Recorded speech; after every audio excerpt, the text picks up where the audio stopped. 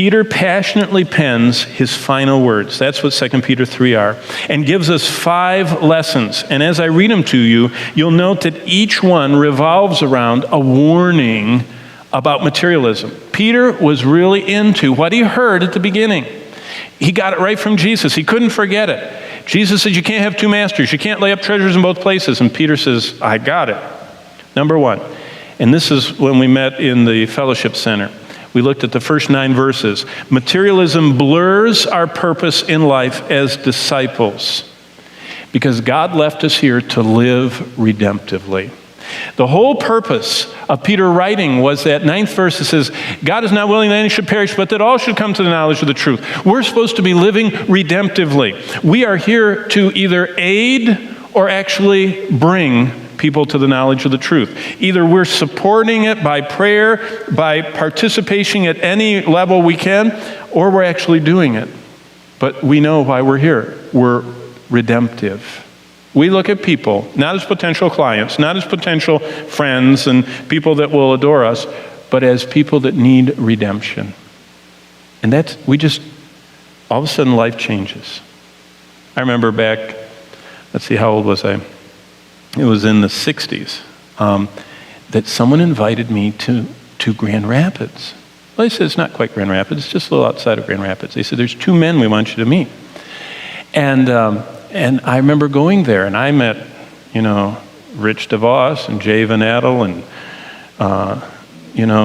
Charlie Marsh and Bernice I forget all their names now. They were all the megas of this soap company.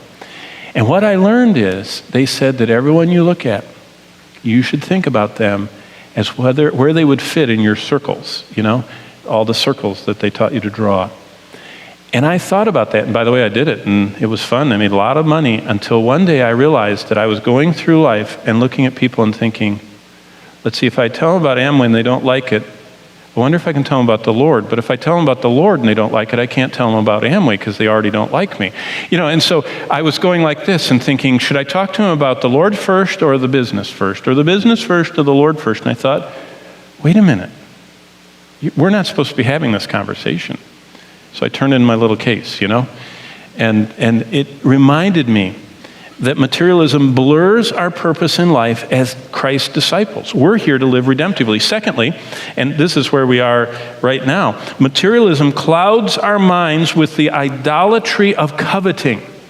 And what we're supposed to do is keep alert to any place that shows up.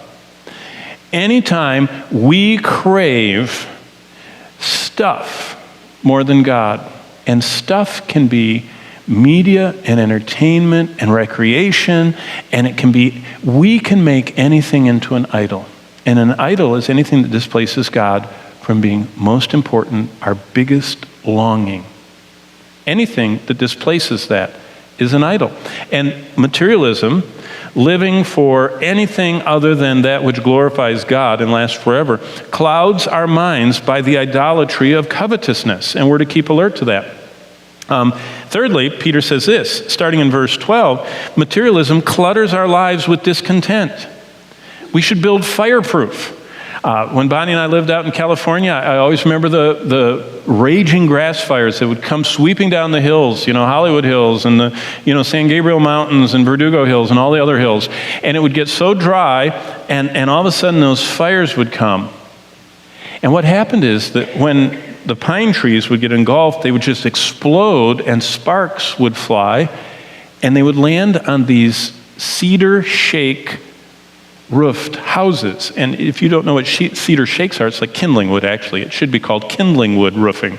And it was so dry and so old and so ready that all it took is a spark, and that $25,000 roof would burst into flame and burn the $1 million house.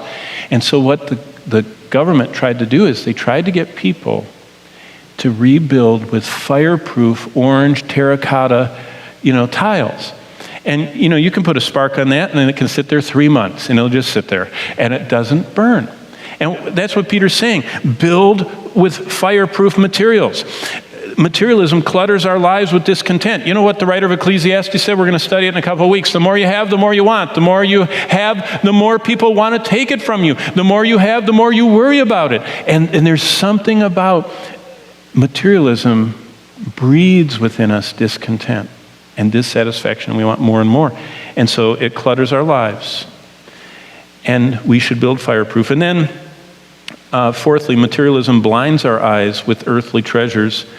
And the solution to that is look up.